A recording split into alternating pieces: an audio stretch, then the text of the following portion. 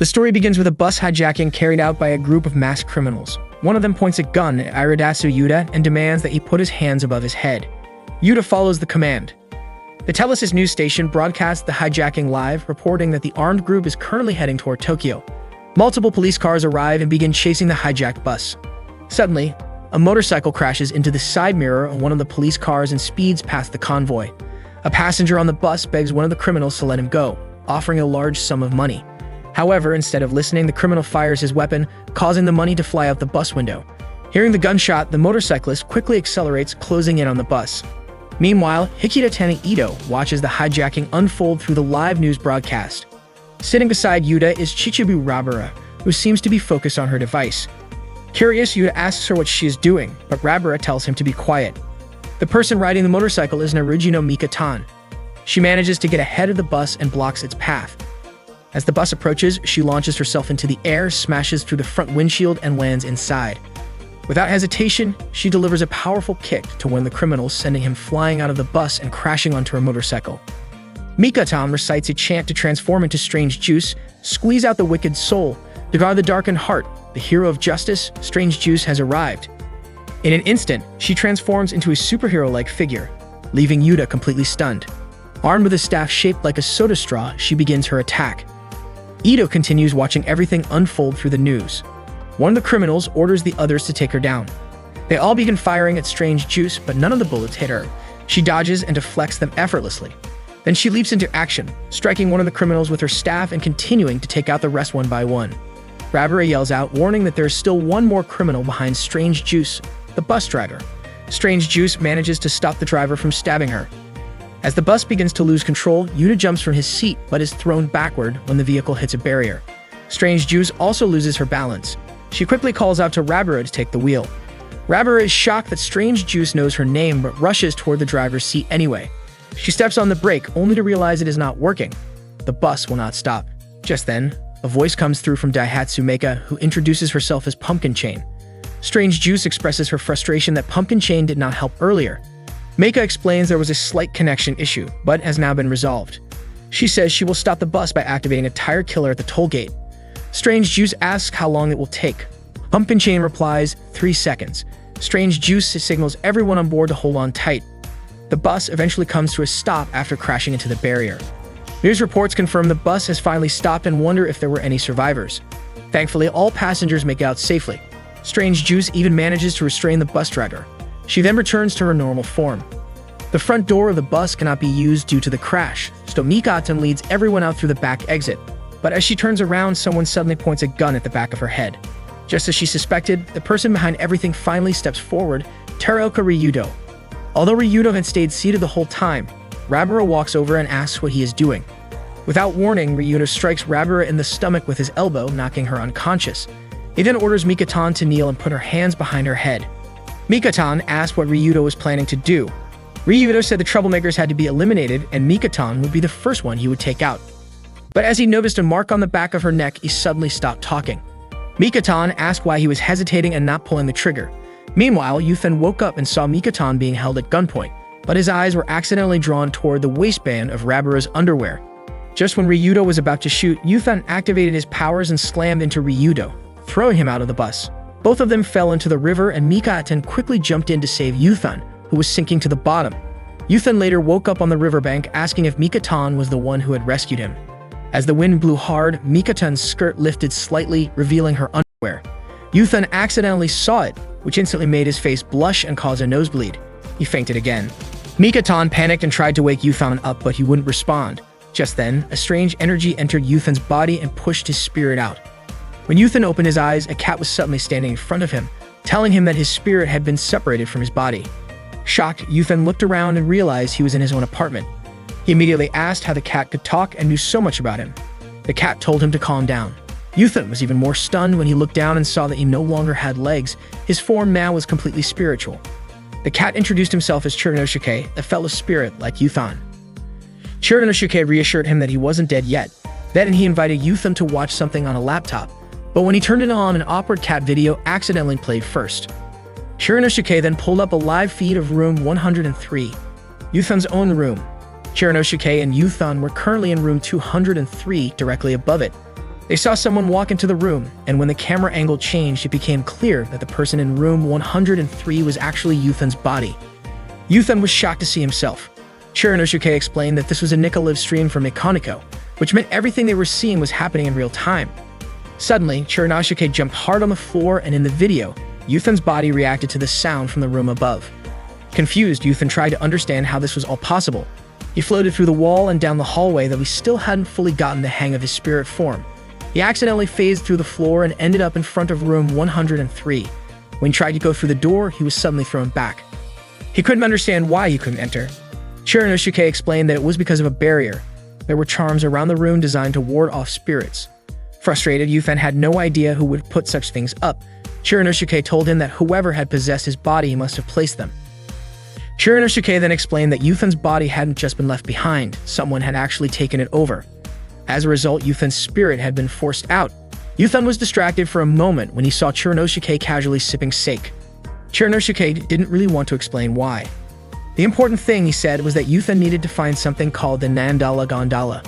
Yuthan had no idea what that was, so Chiranosuke explained.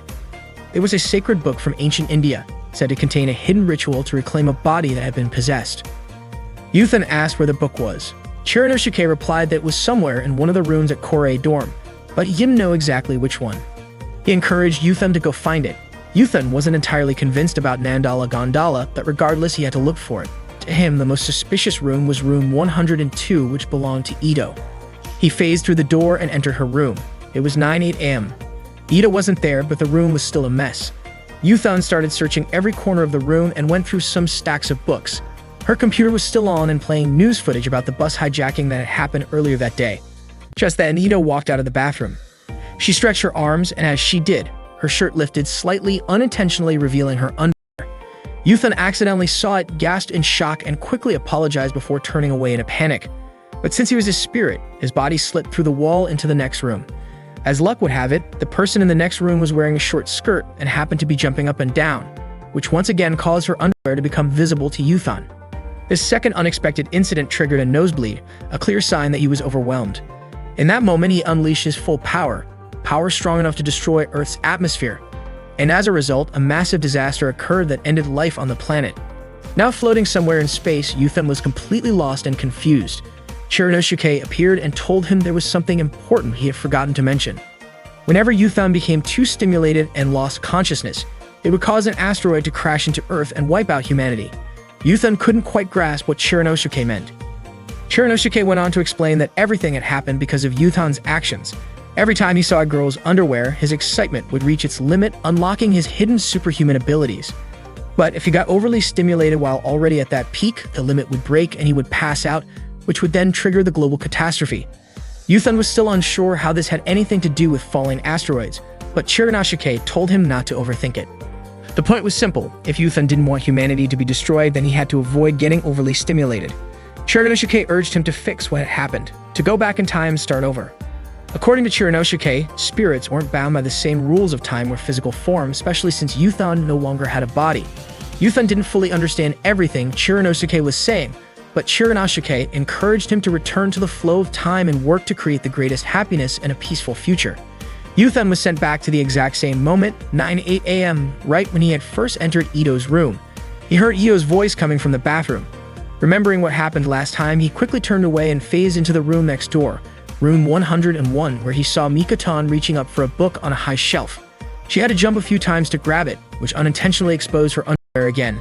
Yuthan quickly turned his head away, doing everything he could to avoid seeing her. He then remembered what he was actually there for, the book. Maybe Mikatan was also looking for Nandala Gondala. Yuthan decided to search under the bed. Unexpectedly, just as he looked under it, Mikatan's face appeared there too. She had also been checking under the bed for her book. Their faces ended up extremely close to each other. This moment reminded Yuthan of what happened 9 months ago when they met for the first time. Back then, they had bumped into each other and dropped all the stuff they were carrying. Mikatan had kindly helped him gather everything up. Seeing Yuthan completely frozen in awe, Mikatan had asked if they had met before. At that moment, Meika, who lived in room 201, mentioned that Mikatan was a member of the idol group She's May, which would explain why Yuthan seemed so captivated by her. That was when they first properly introduced themselves. Meika then asked Mikatan what she had been holding on to so tightly the entire time. It turned out that Mika-tan was holding Yuthan's shorts. She instantly let go of them and apologized. Suddenly, someone knocked on Mika-tan's door from outside. It turned out to be Chichibu Rabura, the resident of room 202, who had come by to borrow some salt. Mika-tan asked if the salt was for dinner, and Rabura replied that ghost hunting could also be considered a form of dinner. Rabura had just received a request to exorcise a spirit the next day. Mika-tan then asked what kind of salt was typically used to expel spirits. Rabura said that any kind would do as long as the intent was strong enough. Yuthan, who was nearby, mumbled something about Rabura. As a spiritual medium, Rabura sensed it and asked Mika-tan if she had said something about her. Then Rabura handed over a book that Mika had borrowed, asking Mika-tan to return it. Coincidentally, that was the book Mika-tan had been looking for. Yuthan came closer to confirm if that was indeed the book she had been searching for. Suddenly, Mika-tan started reciting a passage from the book. However, it turned out that it wasn't the right one. Rabura guessed that maybe the books had been switched by accident. Yuthan headed to Meika's room. Meika was knitting while softly singing to herself. Yuthan spotted a book under the table and tried to grab it, but his hand kept passing through the object. Chirinosuke appeared and explained that Yuthan's spirit power was still weak. Spirit power determines how much a ghost can physically interact with objects. The higher the level, the more they can move heavier things, even make objects levitate. At his current level, Yuthan could barely knock over a pencil. To test it, Yuthan tried moving a ball of yarn. It rolled a bit and fell to the floor, confirming that he was still at the beginner spirit level. Meika picked up the ball of yarn and noticed the book under the table. She must have left it there while cleaning earlier. The book turned out to be a family photo album. Suddenly, a news broadcast appeared, reporting on a crime carried out by the Kyumei groups, suspected to be linked to a recent bus hijacking. At the same time, a specific song started playing, which prompted Meika to hurry out of the room. Rabura was also confused by the signal that came from the music Mika-tan had put on. Meika rushed into Mika-tan's room and said that Kaminishi had escaped. Rabura panicked and dashed out, forgetting the salt. Mika-tan called after her, and Rabura came back just to grab it. The book Mika-tan had been searching for finally showed up. It was near the door all along. It turned out to be a lyrics book. Meika explained that the song was a distress signal. She called out to Strange Juice. Mika-tan quickly got ready and transformed into Strange Juice. Mika-tan began changing into her superhero costume. Yuthan accidentally caught a glimpse of her while she was in the middle of changing and immediately shut his eyes in embarrassment. Now fully suited up, the hero's Strange Juice was ready. Meika, using her alias Pumpkin Chain, invited her to get moving. They passed through a hidden door under the table, which led into a long underground tunnel. Yuthan, still confused about what was going on, decided to follow them through it. They arrived in a large room filled with parked motorcycles. Strange Juice asked Pumpkin Chain what she was holding. It turned out to be a charm she was making for Strange Juice. Though the charm wasn't finished yet, Strange Juice took it anyway and rushed off. Unintentionally, some thread from Pumpkin Chain's outfit got caught on the charm. As Strange Juice sped off on her motorcycle, it pulled the thread and accidentally caused Pumpkin Chain's clothes to unravel. Yuthan was still in disbelief that Mika-tan was actually Strange Juice. Then, by accident, he turned and saw Meika standing there in only her undergarments. The shock triggered a powerful atmospheric reaction that caused another catastrophic explosion, wiping out humanity on Earth once again. One day, Meika, the owner of the Korei boarding house, walked into Rabura's room to ask for the rent. But Rabura, who was drunk at the time, said she couldn't pay it right now. She added that her exorcism business had been slow lately, and worse, people had started calling her a fraud. Meika, realizing that Rabura was going through a tough time, took the sake bottle Rabura was about to drink. Rabura broke down in tears and said everything was falling apart because she didn't have any spiritual powers. Even though she came from a long line of temple priests, she added that she was the only one in her family with tan skin. Meika told her that had nothing to do with anything. Rabura responded by saying ghosts weren't real. Meika casually pointed in a random direction, coincidentally right at Yuthan's spirit, and asked, "Then what's that?" Yuthan froze in shock. Rabura told Meika not to joke around like that. Meika laughed, revealing she was just messing with her. Yuthan was relieved to hear it. For a moment, he had thought Meika could actually see him. Suddenly, a loud scream echoed through the house. Neither of them knew what had happened. Meika quickly rushed downstairs to find out where the noise had come from. She knocked on Ito's door and asked about the sound she had just heard from inside. Ito admitted that the scream was hers. She said she had been feeling suffocated lately, so she screamed to refresh herself. But to Meika, it had sounded more like an animal. Ito laughed and said that couldn't be, especially since keeping pets at Korei House was strictly against the rules. Meika then heard another strange sound and asked about it. Ito said she was feeling itchy. Meika figured the noise could come from Ito scratching herself, which Ito confirmed, saying her skin was extremely dry. Meika noted that if that really was just scratching, it had to be pretty intense, and she started to worry. Ito then said she was just picking at a scab. Meika, being her usual naive self, believed her and commented that the scab must have been huge. The sound came again. This time, Ito claimed a bug had flown into her throat. Meika grew even more concerned, but Ito reassured her that she was fine. Though Meika didn't understand what was going on, she still suggested Ito go see a doctor. Meanwhile, Chiranosuke compared Yuthan's current situation to that of a baby who didn't know when to wake up for milk, when to finish, or when to fall back asleep. Yuthan suspected Chiranosuke was just trying to steer the conversation toward breasts. Chiranosuke explained that the point was that a spirit's time of awareness is unpredictable. Yuthan mentioned that the bus hijacking had happened on the 21st, but now it was the 23rd. He realized he had already lost 2 days. If he could travel back in time again like before, maybe he could fix things. Unfortunately, his current spirit level was too low. Instead of rewinding time, he could only end up landing in the Valley of Space-Time. Chiranosuke handed him a pudding shaped like a pair of hills. He explained that the Valley of Space-Time was like a dip between infinite timelines, like the space between two soft hills. With Yuthan's current level, even if he landed somewhere near the edge, he would just slide all the way down to the bottom. Chiranosuke used the pudding to help explain the concept visually. Yuthan got annoyed and asked why everything had to be explained with that kind of metaphor. Chiranosuke, unfazed, turned to his computer to show another video. But, as usual, the first clip that popped up was of cats behaving strangely. Yuthan was visibly irritated and suspected that Chiranosuke had shown it on purpose. They turned their attention back to the live feed from Yuthan's room.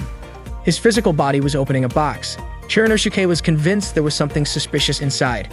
But Yuthan wasn't concerned about the box, he only cared about who had taken over his body. Chiranosuke stated that whoever had taken it must be a spirit, otherwise there's no way they could have possessed it. Yuthan knew what he had to do, find the Nambala Gondola book. Once he found it, everything could be fixed. Chiranosuke tried to bring up the subject of breasts again, but this time Yuthan lost his patience and scolded him. Meiko was watching TV when a commercial came on about a book called The Science of Joy, which she had already purchased.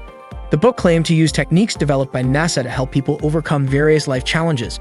Meanwhile, Rabara was playing with her turtle when she received a message from someone asking if she was a psychic.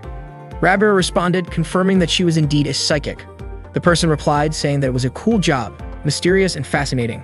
Rabara responded with a shy smile emoji. The person then said they would love to chat again sometime and mentioned how much they wanted to meet Rabara in person. This left her feeling unsure. She was worried that once they found out she was only a fake psychic, they might hate her. Yuthan's spirit, who had been observing, noticed how troubled Rabara looked.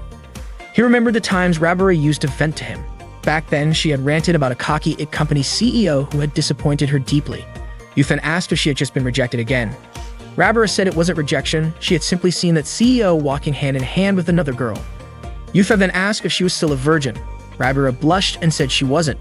Yuthan replied that he had heard from her older sister that Rabara had never even been in a relationship. Rabara got irritated and said her sister, who once live-streamed her own private life 24/7, was just making things up. But in the end, Rabara admitted it was all true. She had no idea why her sister suddenly went to study in the US. Now, Rabara didn't know who she could confide in anymore, so she playfully teased Yuthan by moving closer to him. Suddenly, Mikatan entered Rabara's room carrying an apple pie. She was startled to see Rabara lying flat on the floor and asked what had happened. Rabara sat up and commented that Mikatan's accent sounded like it was from Subaru. Embarrassed, Mikatan instinctively covered her mouth. Rabara pointed out that Mikatan's profile said she was from Tokyo and said it might not look good for she's May. Mikatan smiled awkwardly and insisted that Rabara try the apple pie she had baked, and she even added some extra cinnamon for her. Just then, the TV switched to an interview with Strange Juice about the recent bus hijacking. But before Strange Juice could say anything, Mikatan quickly turned off the TV. Rabara asked why she turned it off when the show was just getting interesting. Mikatan said she thought no one was watching it. She told Rabara how grateful she was that she survived the bus hijacking. One wrong move and Rabara might not have made it. Rabara explained that the whole thing happened because of Akina, Yuthan's older sister. She had visited their home and said she had to leave soon, so Rabara and Yuthan took her to the airport. On the way back, they got caught up in the bus hijacking incident. While Mikatan was tidying up some scattered cans, she accidentally bumped into Rabara's turtle. Startled, she flung it away. Rabara quickly caught the turtle, but it landed on her stomach and slipped under her skirt. Mikatan screamed and ran out of the room in fear. The turtle crawled out from under Rabara's skirt, lifting it briefly in the process. Yuthan, who witnessed it by accident, screamed in panic and vanished in a flash. Meika then came into Rabara's room and asked about the strange smell. Rabara pointed to a bottle of cinnamon. She asked Meika why she had come in. Upon seeing Meika, Rabara was surprised. She was wearing a dove mask. Meika asked Rabira how she looked. Rabira had no idea why Meika was dressed that way. Meika explained that she was studying the science of joy, but Rabira thought it sounded more like some kind of mystical magic. Meika was showing off a technique she called the joyful arts that she had been learning. She started singing and doing a strange dance. Rabira, unimpressed, commented that so this was what she called a spiritual technique. Apparently, all it took was a mask and a song. Rabira grew annoyed and told Meika to stop joking around. Meika, however, insisted that she was being serious and asked why Rabira was so angry with her. Rabira explained that she was dealing with a serious problem. Meika replied that was exactly why she came, but Rabira argued that if mastering spiritual arts were really that easy, she wouldn't be in such a mess. The two of them ended up arguing, and eventually, Meika stormed out of Rabira's room, leaving Rabira even more frustrated. Meanwhile, Ito noticed her phone ringing and saw that Yuthan was calling. She quickly answered. Yuthan told her that he had gone to her apartment the day before. He wanted to ask her opinion about a script and wondered if it wasn't time for her to return to school. Ito didn't want to talk about any of that and ended the call abruptly when someone knocked at her door. She opened it to find Mikatan standing there, holding an apple pie. Yuthan's spirit watched Rabira as she performed the joyful arts wearing a dove mask. She started singing and doing strange dance moves again. Afterward, she tried to use a technique to move a bottle with her mind. Yuthan's spirit heard a voice coming from inside the bottle and thought it could talk. It turned out to be Chiranosuke, who was inside the bottle. He asked Yuthan's spirit to respond to Rabira's attempt at moving the bottle. Yuthan remarked that his own spiritual level could only manage to move a pencil. Chiranosuke explained that the room was currently filled with cinnamon particles, which could enhance spiritual power in a big way. Yuthan didn't really understand the logic behind it, but Chiranosuke encouraged him to give it a try anyway. Frustrated, Rabira threw off her dove mask, realizing that playing around the spiritual arts was not something to take lightly. Yuthan's spirit gave it a shot and tried to move the bottle, but it suddenly shattered. His spiritual level had now reached an advanced stage. Both he and Rabira were shocked by what had just happened. Back at the apartment, Mikatan invited Ito to try the pie she had made. Ito asked if Mikatan had promised to leave right after dropping it off, but instead Mikatan insisted on eating it together. Ito felt annoyed since that hadn't been part of the plan. Mikatan then wondered if Ito was hiding something. Ito denied it and said everything was fine. Mikatan was eager to start eating but realized there were no forks on the table. She went to the kitchen to grab one. Just as she stepped away, a strange sound could be heard. She asked Ito about it and Ito claimed it was her own voice. She even tried to imitate the sound. Mikatan asked if she was really doing okay, especially since she had been isolating herself lately. Mikatan suggested she get outside and enjoy some sunlight. The strange sound happened again and Ito mimicked it once more, clearly trying to throw Mikatan off. Mikatan started to worry that something was off with Ito mentally or emotionally. Ito reassured her that she was fine and mentioned that she had even gone out earlier. Mikatan then tried to help tidy up Ito's hair, which was a complete mess.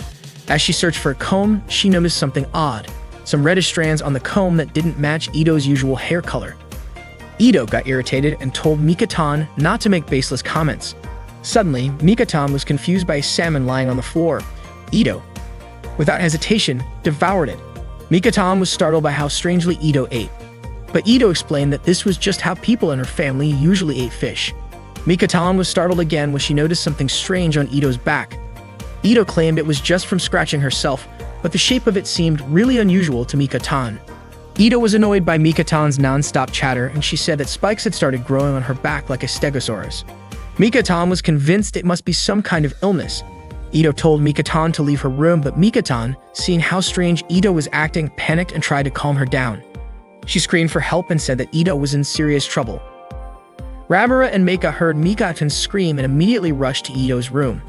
At first they thought Ito was possessed by a fox spirit. Mikatan tried to explain to them that spikes had grown out of Ito's back like a stegosaurus. This, of course, was way more alarming than a simple possession. Mikatan believed that Ito must be evolving into some other kind of creature. She asked Meika if she had a device that could stop the evolution process. Meika naturally didn't have anything like that. Her stomach was in a magical pocket. Suddenly, the bear cub crawled out from under Ito's jacket and Ito became visibly embarrassed.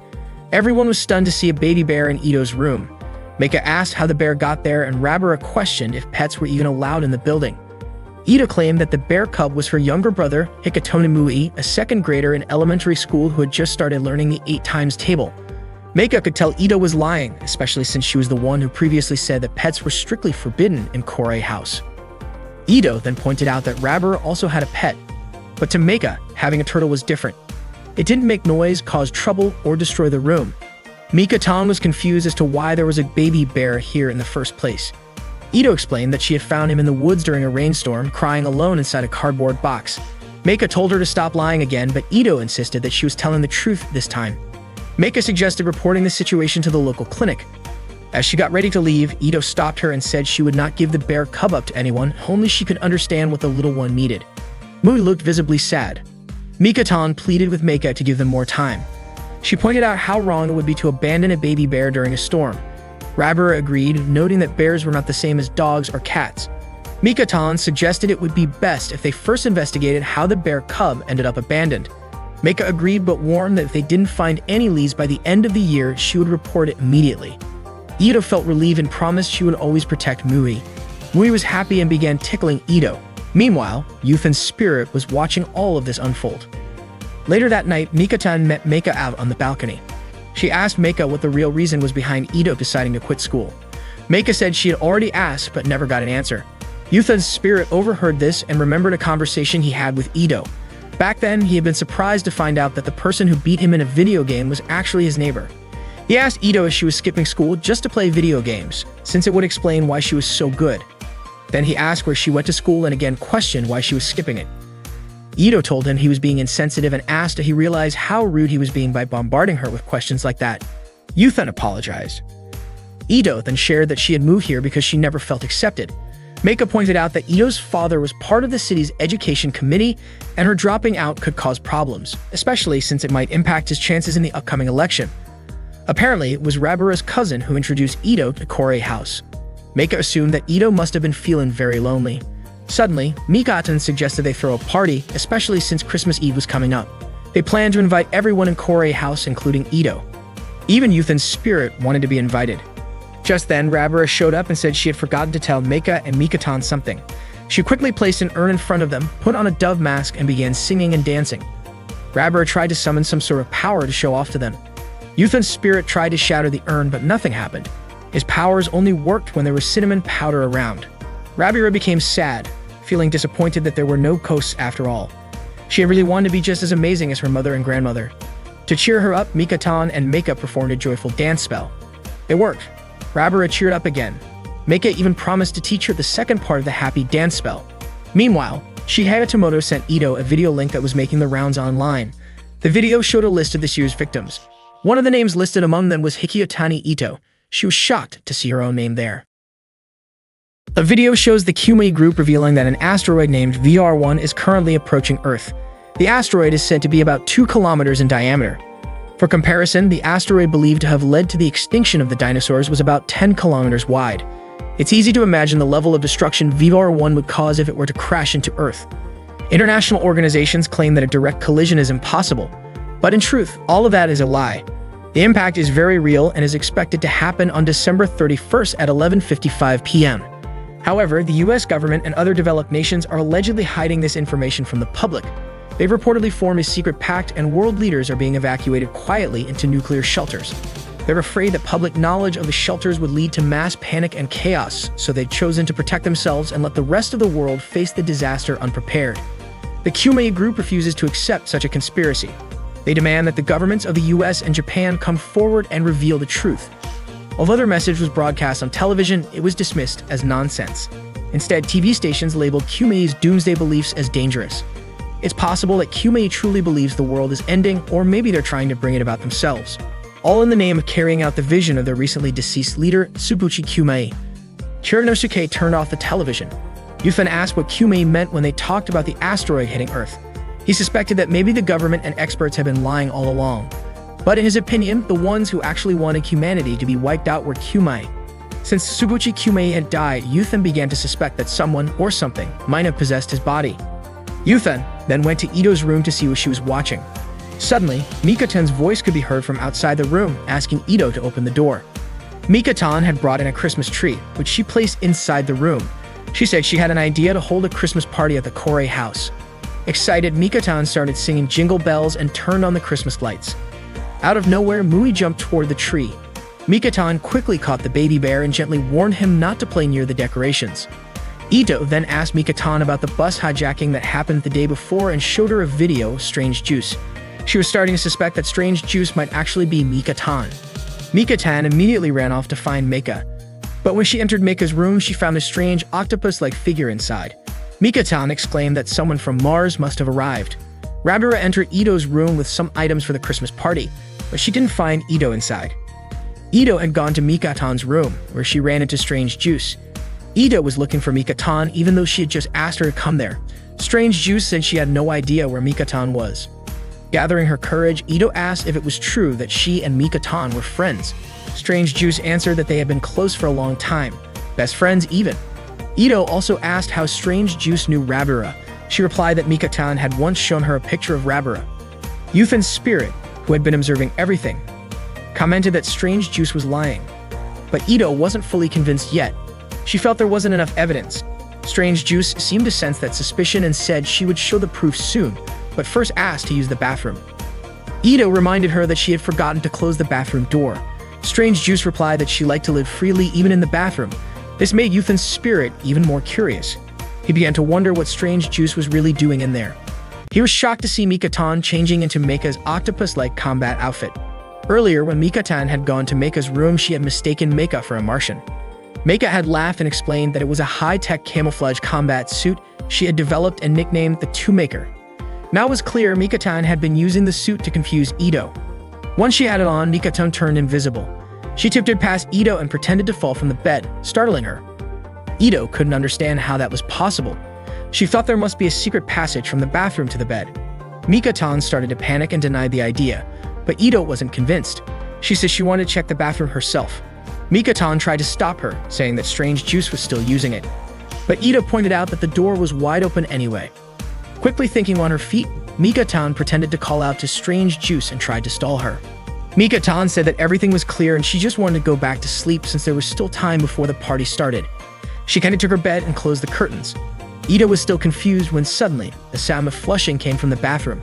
Strange Juice appeared and met Ito, explaining that Mika-tan and he were two different people and that they were just friends. There was no use denying it anymore and Ito had to accept the truth. She asked Strange Juice for some advice. He asked if she was dealing with the problem. Before Ito could even explain, a scream was heard from the room next door. They quickly rushed over and were shocked to find Rabura being held hostage by a man dressed in a robot costume. He was threatening her with a knife. Rabura begged her friends to help her. Mika-tan asked who the man was and suddenly, Mui leaped out of Ito's arms, growling at the stranger. The man demanded that Ito hand Mui over. Just as the man was about to strike with his knife, something stopped his arm and twisted it back. Yuthan's spirit instantly realized that it had to be Two-Maker's doing. Meika, who was inside Two-Maker, gave an order to Strange Juice to attack immediately. Strange Juice charged at the man and kicked him hard, knocking him down. He demanded that the man show his face, but was taken aback when he saw a turtle in a very strange and inappropriate spot. The turtle suddenly moved in a way that caused the man to react and regain his strength. He then punched Strange Juice and kicked him so hard that he was thrown out of the room. The man intentionally stomped on a milk box, revealing Two-Maker's camouflage. He landed a hit on Two-Maker, which left Meika unable to move the body. The man raised his knife again to stab Two-Maker, but Mui jumped in the way and bit him, causing the man to get wounded in the stomach. Blood came out of Mui's stomach instead, sending Ito into a panic. She immediately held the little bear in her arms, but the man insisted that Mui's injury was minor and demanded that Ito hand it over. Yuthan's spirit noticed a bracelet with a Kumei symbol on the man's wrist. Just then, Rabura threw a bottle of cinnamon powder, but the man smashed it with his knife, scattering cinnamon all over. Rabura stepped in to block him. Things were getting dangerous. Chirinosuke told Yuthan that it was time to use his spiritual power. The cinnamon that Rabura had thrown would have a mysterious effect that boosts Yuthan's spiritual strength. Yuthan immediately attacked and bit the man while Rabura watched in disbelief. Mui regained consciousness and bit the man again, but this time he got caught and was locked inside a cage. The man quickly ran away. Yuthan tried to chase him, but couldn't catch up, especially since there was no cinnamon outside. He didn't know what to do next. Suddenly, a masked hero stood in his way. He introduced himself as a super-powered savior named Miyazawa Kenji. The man just saw Kenji as another weirdo. Kenji tried to attack. The man knocked him down with just one touch and even slapped him. Yuthan couldn't understand what Kenji was capable of, and both Rabura and Ito thought he was pretty weak. Kenji explained that he wasn't feeling well, possibly due to a stiff neck from sleeping in a bad position. The man sarcastically asked if Kenji was done with his small talk. Kenji then asked the man to wait for 20 seconds. Surprisingly, the man agreed and asked what kind of reward he would get. He even started counting down the 20 seconds. Kenji sprinted to room 102 and came back quickly. When the man demanded his reward, Kenji responded with a powerful move. He threw the man down and kicked him straight into the pool. Kenji then rescued Mui, who had fallen into the pool too. Mui was safe and Ito ran over to hug him tightly. Unfortunately, the man managed to escape. Ito was shocked to see that Mui's wound had completely healed. Strange Jews came over and asked if everyone was alright, but he had forgotten to wear his mask, so everyone saw Mika-tan's face. She quickly ran off to find Meika and told her that the situation had become critical. A billboard in the city center showed that the suspect, Ryuta Terenuka, was behind the Kyumei group's hostage incident. The police were still actively searching for him. Yuthan wondered why he had missed another day, but Shiranasuke explained that the party happened on December 25th, Christmas Day, not Christmas Eve, because an intruder had broken into the Korei dorm. Yuthan was curious about the person behind the robot mask. That person was also wearing a bracelet with the Kyumei symbol. Yuthan found it strange how Mui's injury had healed so quickly, and the mysterious identity of the odd man, Kenji Miyazawa, was still unsolved. Most of all, he was puzzled about Meika. Kenji had saved Meika and said he wanted to return the favor. Meika needed repairs because the intruder's punch had damaged her fusion reactor. When Meika asked who Kenji really was, he simply said that if a child from the East was unwell, he felt obligated to help, especially since Meika was a robot. Shiranasuke streamed a live video from Yuthan's room. The footage showed Meika dressed in a revealing outfit. Yuthan was confused about why she looked like that. Shiranasuke joked that maybe Meika was trying to help raise Japan's birth rate, but Yuthan reminded himself that Meika was just a robot, and he couldn't wrap his head around why a robot would even wear underwear. Meika was in the middle of repairing herself and had forgotten to put on an insulation ring needed to attach a replacement part. Mika-tan noticed and asked if she meant the rubber ring-shaped piece, then handed it over to her. Meika figured the punch had probably damaged her radiator. Mika-tan referred to the intruder as the turtle guy because it reminded her of the time a turtle got stuck to Rabara's sensitive area. Yuthan headed over to Ito's room. It looked like Ito and Mui were out. He tried turning on Ito's computer and it worked, which meant his spiritual power level had increased. Meanwhile, Rabara was eavesdropping on Meika and Mika-tan's conversation through the wall. Ito showed up and asked what she was doing. Rabara said Meika was acting like the wife of Strange Juice, just like they had talked about at the Christmas party. Ito already knew Meika's other name, Pumpkin Chair, and Rabara asked if Ito wasn't curious about their conversation. Ito then asked if Mika-tan was also in the next room. Rabara replied that it sounded like it, but it seemed pretty far away because their voices were barely audible. Mika-tan asked Meika why she seemed irritated. Meika replied that someone still hadn't arrived, referring to the monthly delivery of Handstand for Beginners, a magazine she subscribed to. Rabara told Ito that Meika and Mika-tan hadn't gotten their monthly visitor yet. She completely misunderstood what they meant. Mika-tan asked if Meika still couldn't do a handstand. Meika demonstrated one and said the result was positive. Unfortunately, Rabara and Ito, still listening from behind the wall, took that to mean Meika had a positive pregnancy result. Mika-tan clapped and congratulated Meika on finally managing to do a handstand. She asked how long Meika had been practicing and Meika replied it had been 3 months. That made Rabara and Ito think Meika was 3 months pregnant. Ito even said this was the time to get plenty of rest. Meika then mentioned she felt nauseous and wanted to throw up. That only reinforced the misunderstanding. Mika-tan reminded her not to forget the rubber ring again, saying this happened because she had forgotten to attach it. That made Rabara even more confused and sure of the wrong idea about the rubber. Unable to hold back any longer, Rabara barged into the room and brought Ito along to confront them. Meanwhile, Yuthan's spirit found out that Ito's name was included on the list of victims from the bus hijacking. Suddenly, a scream was heard. Someone shouted that Rabara had died. Panicked, Mika-tan quickly asked Meika if she had any kind of device that could bring Rabara back to life. They started discussing Professor Daihatsu Tenga. Ito knew about him. He was a brilliant inventor recognized all over the world. However, he had passed away 8 years ago. Before he died, he left everything to Meika and the Korei house. Meika even inherited his fortune after handling the legal documents and updating the family registry. She managed to do all that by hacking into the government system and rewriting the data. Meika's hacking skills were so advanced, they were practically god level. If she wanted to, she could launch a nuclear missile. Most of the professor's inventions were stored in a special storage room. Inside that room were 2 of his most significant creations. The first was Rizuko, which was kept in the kitchen, and the second was Meika herself. Meika was born in Korei House 20 years ago. Right after she was created, the professor greeted her warmly. Over the years, he taught her a wide range of things: knowledge, academics, cooking, and more. But there was one thing Meika could never do, no matter how many times the professor tried to teach her: a handstand. She eventually asked him why she just couldn't get it right. Not only that, but she also wasn't good at athletics in general. The professor told her not to worry about it. He reminded Meika that she wasn't a robot who needed to be able to do everything. Each robot, he said, had its own purpose and role. They only needed to master the tasks they were designed for. That's what made them special. Meika then asked him what her purpose was. The professor explained that someday she would be a girl, a secret agent who would eventually save the world, a member of Justice Punch. Meika's mission was to protect her, raise her, and support her. It might even be described as fate or divine will. Ida began to wonder, could that girl possibly be Mika-tan? Even Yuthan's spirit was surprised to discover that Corey House held such a huge secret. As Meika held onto a photo album, Chiranosuke suddenly warned Yuthan not to look at a particular photo of young Mika-tan in her underwear. Yuthan responded by saying there was no way he could be attracted to a photo of a child. But unexpectedly, he started getting a nosebleed, and the atmosphere around them suddenly turned chaotic again. 3 little kids were playing together. One of them, named Chiyoko, was singing a magic song, while the other 2, Pine and Guriko, were playing with a tennis ball. The song was something she had learned from Ishigata, and it was believed to lift someone's spirits whenever they felt lonely or sad. Guriko invited Chiyoko to join their game and catch the tennis ball. Chiyoko got ready to catch the throw, but unfortunately, she missed. The ball rolled into the bushes and Chiyoko went to get it. Out of nowhere, Pine asked Guriko to run away with her. Guriko was shocked. Obviously, that would be impossible. The entire laboratory was surrounded by an electric fence. Pine grew frustrated and asked Guriko if she was really okay with staying trapped in this place for the rest of her life. Guriko replied that she would talk to Ishigata about it first. Meanwhile, Rabara was having a conversation with Ito. She told her that Gliese was actually an alien from the planet Gliese 832c. Ito thought Rabara might have lost her mind. But Rabara insisted she wasn't crazy and said that Gliese would be coming to their apartment. Ito asked Rabara if she had met Gliese in person. Rabara admitted she had only seen his photo.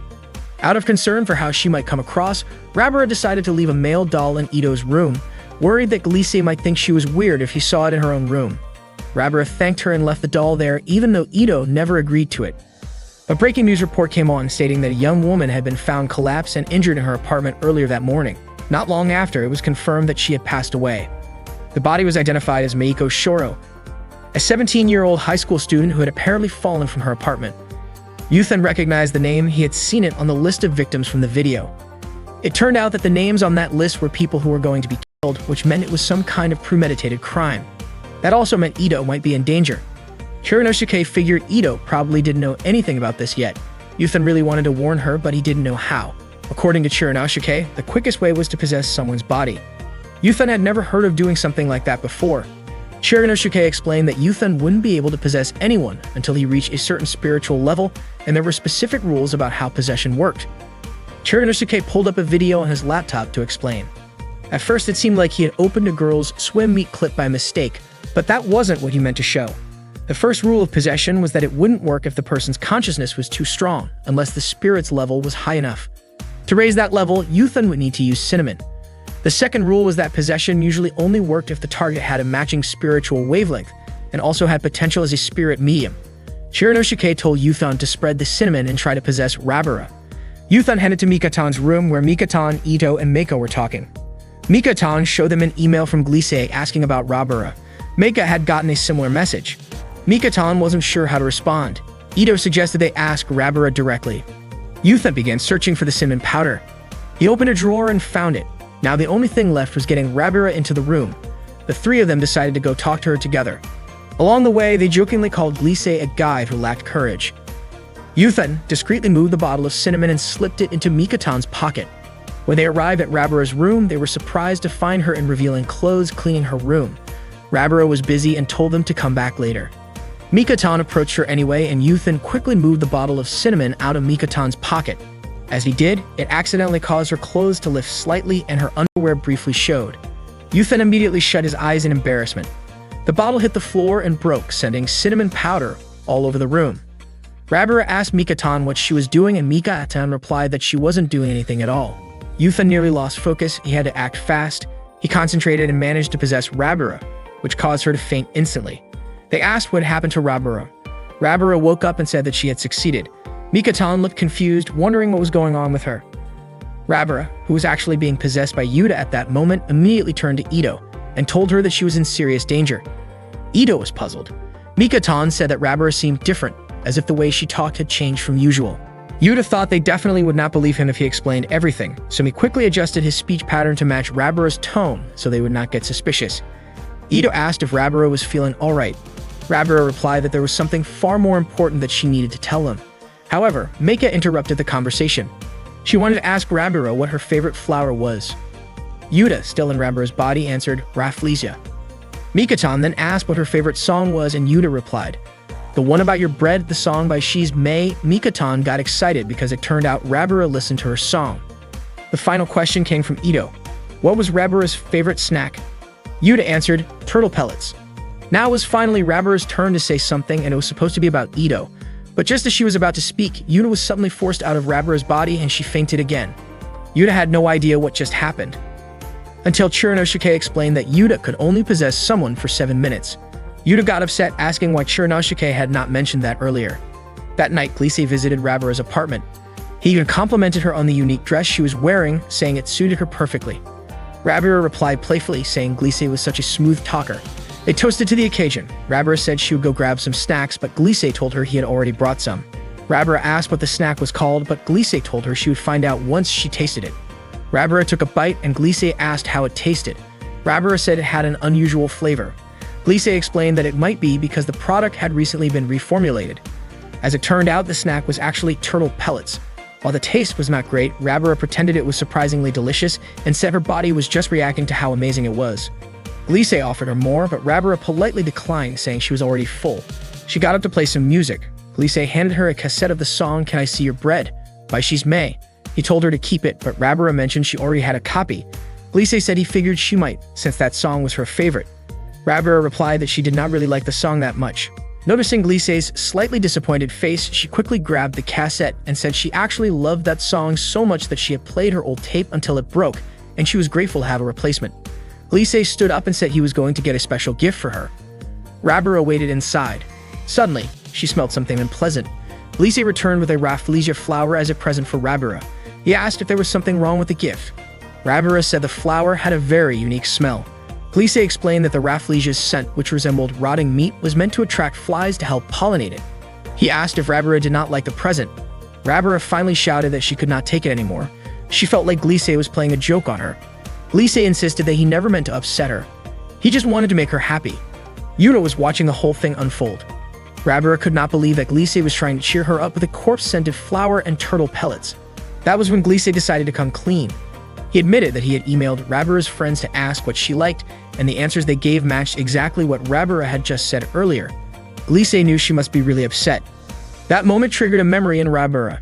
She shared that something similar had happened to her when she was a child. She was only 5 years old at the time, so her memory was a bit fuzzy. But she recalled waking up in the middle of the night and doing strange things like drawing diagrams, writing down formulas, and jotting down instructions tied to specific dates. She had then faxed all of it to someone. Gliese suggested that this might have been a case of sleepwalking, just like what happened earlier. Rabura apologized for how she had acted. Gliese said he was the one who should be apologizing. Rabura invited him to continue the conversation back inside her apartment. That was when Gliese told Rabura that he could not keep lying to her. He was ready to tell her the truth. Rabura smiled and asked if he was not an alien, was he? Gliese replied that no, he was not from outer space, but he was from the Intelligence Bureau of the United States Department of Defense. He was actually a security agent. Yuta was stunned to witness the revelation. Gliese was certain that Rabura knew about the hostage situation involving the Kyumei group, as well as the video warning about it. Rabura mentioned the video that explained an asteroid was going to hit Earth on New Year's Eve, but experts and the government claimed it was impossible. Gliese explained that unless a prevention operation was carried out, the asteroid would still crash into Earth. The United States had secretly launched a military satellite into orbit, equipped with several nuclear missiles. This satellite was controlled by the Air Force Space Command, or AFSPC. The goal of the prevention operation was to use the missiles to destroy the incoming asteroid. However, the Kyumei group uploaded a virus into the AFSPC server and took over the entire system. Rabura was shocked to hear this. Gliese added that if things continued like this, the missiles wouldn't be able to launch, meaning the real goal of Kyumei was the destruction of humanity.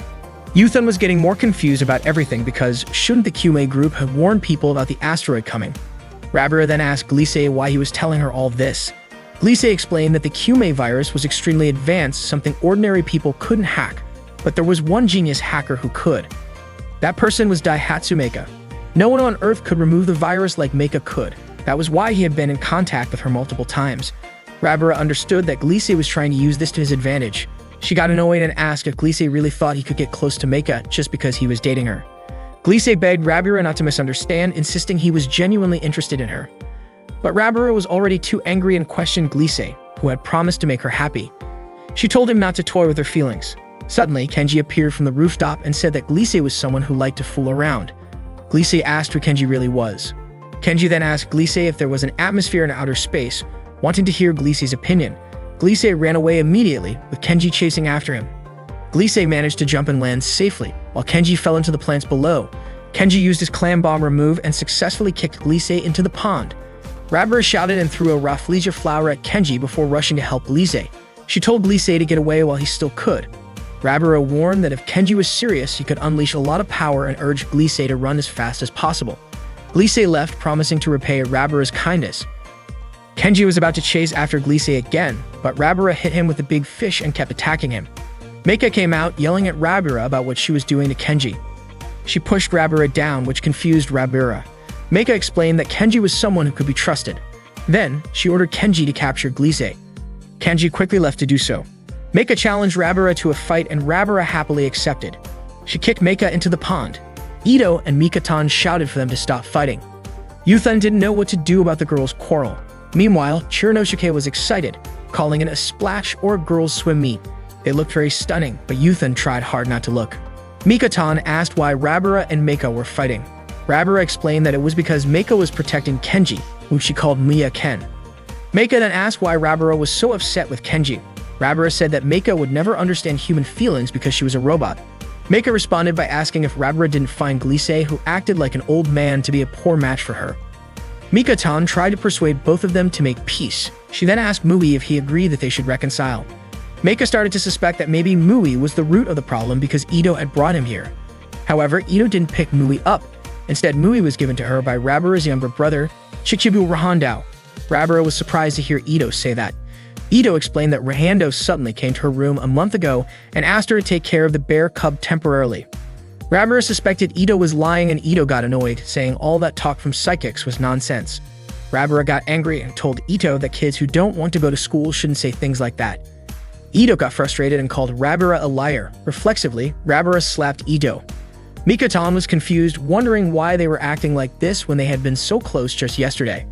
Rabara then wanted to leave, apologizing for not being able to get along with everyone because she had a lot on her mind. Meika guessed it was definitely because of Gliese that Rabara was troubled.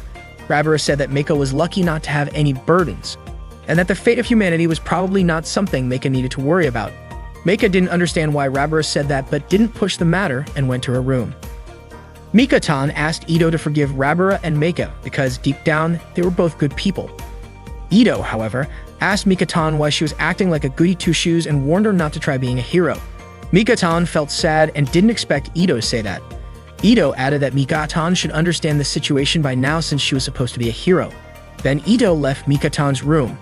Mikatan started crying after hearing Ito's words and suddenly felt tightness in her chest. She quickly took her medicine and began singing a magical song. Yuthan was surprised to see Mikatan crying, and it seemed like he was reminded of someone when he heard her sing the magical song. Yuthan's spirit saw Ito lying unconscious in the cold snow.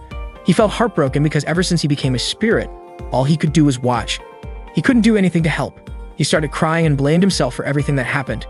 Then Chiranosuke appeared and said that humans were selfish. He pointed out that people didn't care when 7 billion others died, but would cry when just one person passed away. Yuthan got frustrated and said that what Chiranosuke said didn't make any sense. Chiranosuke then called Yuthan a cold-hearted person. That made Yuthan angry and tried to punch Chiranosuke, but of course his punch didn't land. Chiranosuke calmly told him that it wasn't that he couldn't do anything, it was that he chose not to.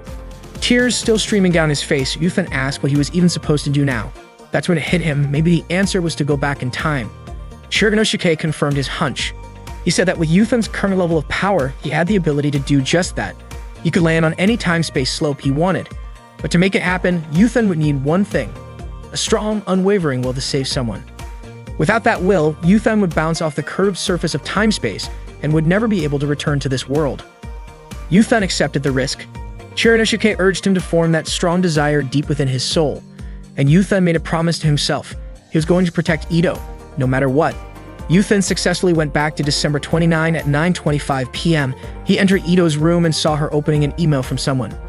The message named the next victim, Reishi Moana. It also told Ito to go to the Ishinogari shrine at 10 p.m. if she didn't want to lose another classmate. Ito blamed herself for everything that had happened. Kurinosuke reminded Yuthan that he already knew what was coming next. Ito would go to the shrine, just like the email asked, and she would die there. Yuthan was convinced that whoever sent the email must be the killer, though he had no idea why they were doing this. Kurinosuke told him that no matter what the reason was, the only thing Yuthan needed to worry about now was making sure Ito didn't go to that shrine. There were only 30 minutes left before it happened. Yuthan suddenly heard Rabura knocking on Mikatan's door. He went to Mikatan's room. When Rabura came inside, Meika immediately stood up to leave. Mikatan asked why she was leaving so soon, and Meika replied that the air in the room felt heavy. Even though Meika and Rabura kept arguing, Yuthan walked over to Mikatan's kitchen shelf and grabbed some cinnamon powder. Mikatan asked Rabura why she and Meika couldn't just get along, but Rabura didn't answer. Instead, she asked Mikatan about a protective charm that was sitting in her room. That's when Yuthan spilled the cinnamon powder. The sound caught Mikatan and Rabura's attention. Rabura wondered if it might be another case of floating objects like before. When they opened the kitchen door, they started coughing from the cinnamon particles in the air. At that moment, Yuthan possessed Rabura again. She collapsed for a moment, unconscious, but then stood back up, now under Yuthan's control. Yuthan, speaking through Rabura, told Mikatan that Ito's life was in danger. Meika grumbled about Rabura and headed back to her own room, but was startled when she turned around and found Ito standing right behind her. Ito asked Meika to take care of Muhi for a little while, which caught Meika completely off guard. Meanwhile, Rabura, still possessed by Yuthan, told Mikatan about the video that listed the names of people who were going to be killed. Mikatan said they should hurry and go to Ito's room right away. But before they could, Yuthan's time inside Rabura's body ran out and his spirit was forced to leave her. Rabura fell down and landed on her chest, then rolled around in pain. Meanwhile, Mikatan ran into Ito on the stairs and asked where she was going, but Ito didn't answer. Instead, Ito asked Mikatan not to get in her way. Mikatan refused and told her that she had seen the video and knew about the email. Ito ran onto the balcony, with Mikatan chasing after her. Ito begged Mikatan not to come any closer. She said that no matter what happened, she would still go because everything was her fault. 2 of her friends had died because of her. As Ito walked backward, she slipped and nearly fell, but Mikatan managed to catch her just in time. Ito asked her to let go, but Mikatan held on tightly. She kept insisting that Ito must not go to the shrine. Ito told her not to interfere, but Mikatan started crying, saying that it was her business, because Ito was a precious friend to her. Touched by Mikatan's tears, Ito softened. Later, Mikatan gently dried Ito's hair while singing a song. Ito asked what song she was singing. Mikatan told her it was a magic song that always cheered her up, something she had learned from someone named Ishigata. Curious, Ito asked who Ishigata was. Mikatan explained that Ishigata was a researcher at a place called Yuba Lab, where Mikatan had been born and raised. The lab studied things like genetics. There, Mikatan wasn't alone. 2 other children, a boy and a girl, had grown up alongside her. They had always been close and helped her a lot. Back then, Chioko had been captured to be used in an experiment. Yuriko and Pine saw what was happening. Pine stepped in, demanding Chioko's release, but the researcher refused, saying that the children had the ability called eubification, that they had never used it. The only way to find out the truth, he said, was to open their heads and examine their brains. Pine got angry and tried to fight back, but the researcher knocked her down with a kick, causing her to fall and hit her head. Yuriko quickly rushed over to wake Pine up. The researcher yelled, accusing Pine of damaging his precious experiment. Pine, still unwilling to let Chioko be taken, became furious and unleashed her powers. The researcher was thrilled to see that Pine had finally used eubification. Ito, still curious, asked Mikatan if she had feelings for the boy from the lab. Embarrassed, Mikatan asked why Ito was suddenly asking such a thing. Ito just said it seemed pretty obvious. Turning the question around, Mikatan asked if there was someone Ito liked or cared about. Ito explained that it wasn't about liking someone romantically, but there was a person who was really special to her homeroom teacher. Even though he was a teacher, he felt more like a good friend. One night, it was late after school, and her homeroom teacher offered to give her a ride home because he was worried about her safety. But one of her classmates saw them. The next day, no one at school would speak to Ito. It turned out that there was a student who had a crush on the teacher, and she happened to be one of the most influential students at school. From then on, things started going downhill. The bullying escalated quickly. Ito lost count of how many times she had to buy new school slippers. Her textbooks and notebooks kept getting ruined to the point where she had to throw them away and start over. During PE class, she had to wear her sportswear all day because someone had stolen her skirt. Even her underwear went missing during swimming lessons. As awful as all that was, it didn't stop there. One day, Moana stuck gum in Ito's hair, and then she and her friends cut off Ito's long hair until it was very short. That was the moment Ito decided to stop going to school. Despite all of this, her homeroom teacher continued to be kind to her. Mika-tan asked if she had ever reported what happened to her teacher. Ito said no, she didn't want to be a burden to him. That's when the video was made, the one that listed the names of the victims. Ito was the one who created it. The names written in it were the same people who had bullied her. Ito only wanted to scare them a little, so she uploaded the video online. However, the name Ito that appeared at the end of the video wasn't added by her. Someone else had edited it. The person behind this was the one who had killed Mayiko and Moana. Mika-tan was surprised that Ito hadn't told her about it from the beginning. Ito couldn't admit what had happened at school, mostly because she was afraid she would look foolish and pathetic. She wasn't a loner or shy. If she had wanted to, she could have made new friends easily. But Ito had wanted to show them something, even though she knew that no one was really thinking about her. After watching the video, she cried and felt scared. But every time she saw those people smiling, it all felt fake to her. Mika-tan hugged Ito and comforted her. Mika-tan stood for justice, and she was also on Ito's side. No matter what happened, Mika-tan was going to protect her. The clock showed 10:20 p.m., and it seemed like history had just changed. Yuthan managed to save Ito. But when Shiranosuke noticed that Yuthan didn't seem happy, he asked what was wrong. Yuthan was deep in thought. He still didn't know who the culprit was. That afternoon on December 30th, Meika was checking the satellite while Mui clung to her back. Ito walked up and said it looked like Meika and Mui were really close. Meika, clearly annoyed, said Mui was the one sticking to her for no reason. She tried to shake him off, but Mui refused to let go. Ito teased them, pointing out that they had been together all night. Then she asked Meika why she even bothered to take care of Mui. Mui kept licking Meika's cheek. Meika explained that she was simply returning the favor.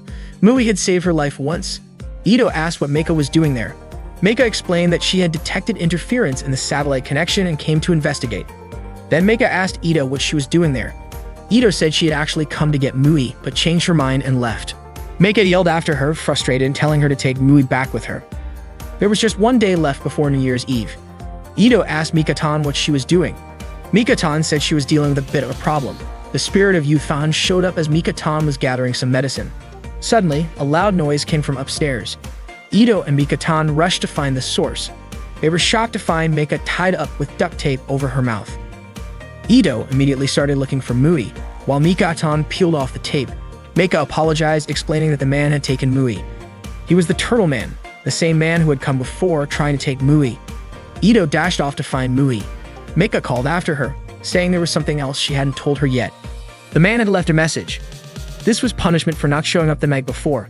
Yuthan finally realized that it had been the Turtle Man who had invited Ito the previous night. That meant he was also the one who had killed Ito's classmates. If Ito met him again, she would be in serious danger. Yuthan's spirit went searching for her. He headed toward the shrine, but she wasn't there. He figured the Turtle Man might be heading there, but Shiranosuke suggested that he might already be on the move. Yuthan grew frustrated and asked Shiranosuke why he was acting so relaxed. Shiranosuke replied, suggesting that Yuthan could try trapping him instead. That gave Yuthan an idea about the email. He replied to Ito's message from the night before, telling the Turtle Man to meet on the upper floor of the Korei dorm, since nobody would be there. After sending the message, a notification popped up saying he had leveled up to Cool Spirit level.